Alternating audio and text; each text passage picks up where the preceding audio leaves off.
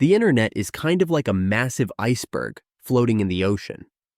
The part we see above the water, that small visible tip, is what we call the surface web, also known as the visible web, indexed web, or light net. Picture it like stepping into a giant, well-organized library where every book is right there, easy to find. That's how the surface web works. It's the part we all use every day, packed with popular websites like YouTube, Facebook, Instagram, Twitter, and Reddit. This is where we watch videos, chat with friends, share photos, and keep up with the news.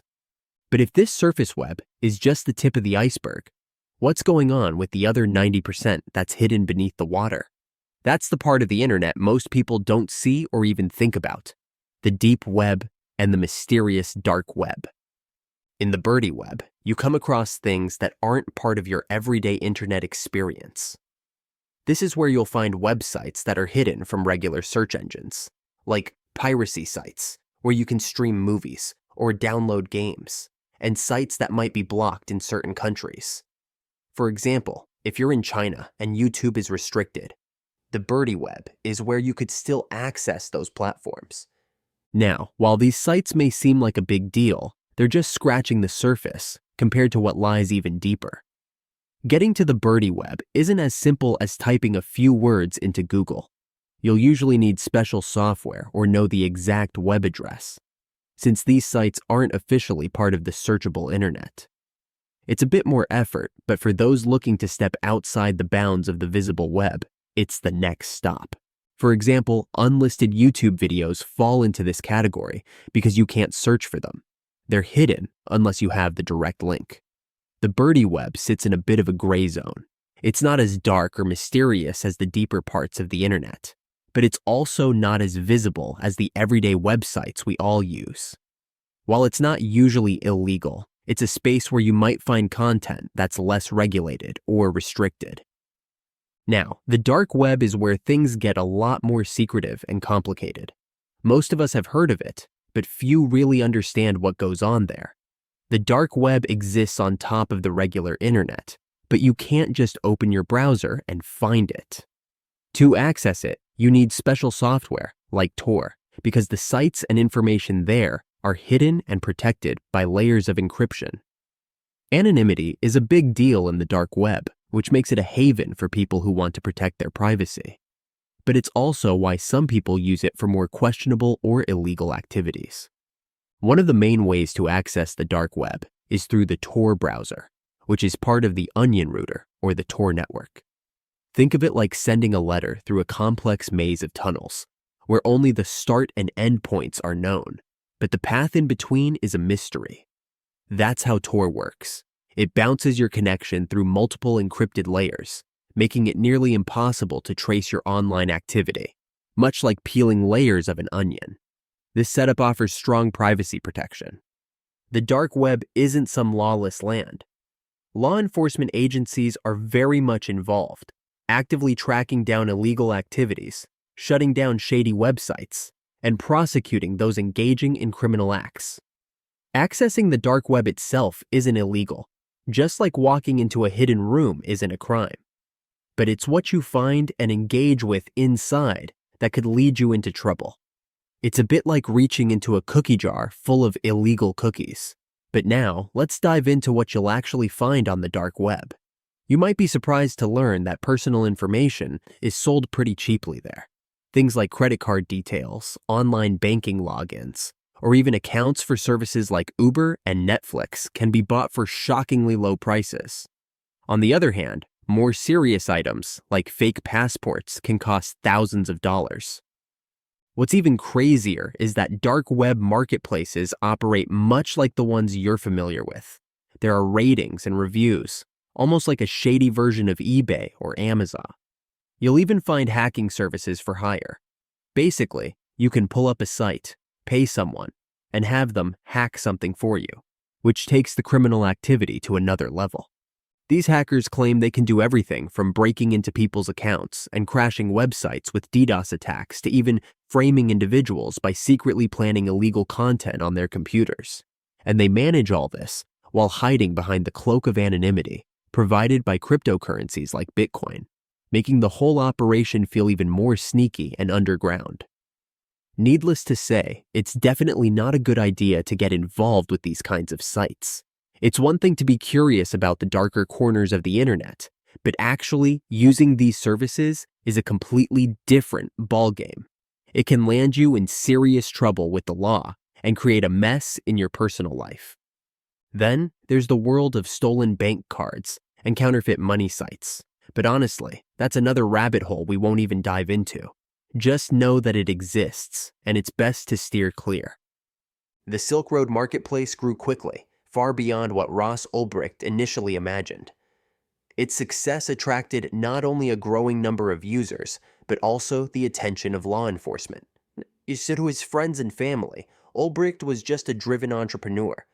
He controlled a vast digital empire. The alias was actually quite clever, suggesting that Silk Road could continue beyond any single person, as the Dread Pirate Roberts was meant to be a rotating identity. Despite this, Ulbricht was the one ultimately caught. As Silk Road gained popularity, so did the FBI's interest in shutting it down. Ulbricht took precautions to hide his identity and keep the site secure, but a few digital mistakes gave investigators the clues they needed. In the end, it all unraveled in a San Francisco public library. Ulbricht briefly left his laptop logged into Silk Road's admin panel, and undercover FBI agents, who had been watching him, seized the opportunity. They snatched the laptop and arrested him on the spot. In 2005, Bob Innes was brainstorming a catchy name for an IT company and came up with rentahitman.com, playing on the word hit as in website traffic. He purchased the domain for just over $9, envisioning it as the perfect name for a tech venture he planned with friends. However, the project never took off, and the website remained inactive for years. Out of curiosity, Bob decided to check the website's inbox. Expecting to find nothing but spam, or maybe some empty messages, he was shocked to discover hundreds of emails. Astonishingly, people thought rentahitman.com was a real service for hiring hitmen. What had started as a lighthearted tech-related domain name had inadvertently attracted people with much darker intentions. While many of the messages to rentahitman.com initially seemed like bad jokes, things took a serious turn in 2010 when a woman from Canada named Helen sent a chilling request to have 3 of her relatives in the UK killed over an inheritance dispute. Bob Innes didn't brush it off. Instead, he contacted the California police and passed along the details. Law enforcement acted quickly, involving Canadian authorities, who arrested Helen. She faced jail time in Canada before being extradited to the UK for other serious charges. After the Helen incident, Bob decided to revamp the website. He turned rentahitman.com into a satire-filled page, featuring humorous testimonials, fake services, and even a fictional Hitman Information Privacy and Protection Act. The site still attracted serious and sometimes dangerous inquiries. To manage this, Bob took on the alias Guido Finelli and began the delicate task of screening incoming messages, walking the fine line between humor and potentially serious threats. Bob Innes implemented a cooling-off period for those sending requests through rentahitman.com, giving them a chance to reconsider their intentions.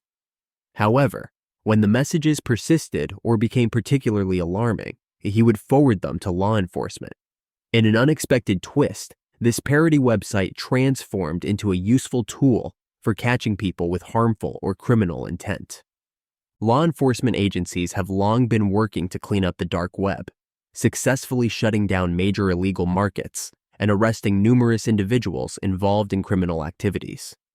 But the fight is an ongoing challenge, as the dark web is specifically designed to protect anonymity and keep users hidden. To keep up, police and other agencies are continually learning new techniques to combat crime in these hidden corners of the internet. The dark web isn't just a haven for illegal activity. It also serves as an important resource for journalists, activists, and others who need anonymity to protect themselves from persecution or censorship. The dark web, while dangerous in some areas, plays a crucial role in protecting free speech and privacy for those who need it most. Only a small fraction of Tor users actually venture into hidden services, and the illegal content people associate with the dark web is just a small portion of what exists in this concealed space. However, once you dive deeper, there are layers that get far more disturbing. Level 4 of the dark web, for instance, is where things take a truly depraved turn, far worse than anything we've touched on so far. You've probably heard of 4chan, the image board that hosts all sorts of content, from harmless memes to controversial discussions. Now, imagine a darker version, 8chan. Google actually removed 8chan from its search results because of the highly problematic and dangerous content that filled its boards. Like 4chan, it has boards dedicated to various topics like anime and fitness, but it also harbors spaces filled with deeply disturbing and illegal content. One of the most troubling boards, from what I've seen, involves men posting shocking videos and images involving their pets, mostly dogs, in ways that are not only illegal but horrifyingly sickening. It's a corner of the internet that you'd rather not imagine. There were also sites focused on revenge, and one of the most infamous was Pink Meth. This site allowed people to anonymously upload explicit photos of their exes without their consent. What made it even more damaging was that these images were often accompanied by the victim's personal information, including links to their social media profiles. Initially, Pink Meth operated on the regular internet, but due to increasing pressure, it shifted to the dark web. The site claimed to offer a way for victims to request the removal of their photos, but this process was essentially a cruel joke. Victims were required to write detailed explanations of how their photos were leaked, only to have their requests mocked, blamed on them, and ultimately ignored, leaving the images up for continued exploitation. Pink Meth's shady practices eventually caught the attention of legal authorities, and efforts were made to take the site down, but not before causing immense harm to countless individuals. In November 2014, as part of Operation Optimus, a major crackdown on illegal dark web activities, Pink Meth was finally shut down, along with over 24 other sites. However, the identities of those running Pink Meth and whether they faced any legal consequences remain unclear. Then there are the so-called legendary Red Rooms, which are rumored to be the darkest of dark web myths. According to the stories, a Red Room is a secret site where viewers can pay to watch live torture or murder, sometimes even giving instructions via chat, much like a twisted version of Twitch. The idea is that access is granted for a fee in Bitcoin or other cryptocurrencies. However, I wasn't able to find any Red Rooms during my search, and honestly, I don't think they actually exist. There's no solid proof, and many people, myself included, think these are just urban legends meant to scare people. Streaming live video on the dark web without being detected is technically challenging, and it seems unlikely that someone capable of such horrifying acts would also have the technical skills needed to pull it off. That's why the reality of Red Rooms seems far-fetched. That wraps up today's video. If you enjoyed it, please consider subscribing. And if you're looking for something else to watch, check out the only other video I've made so far.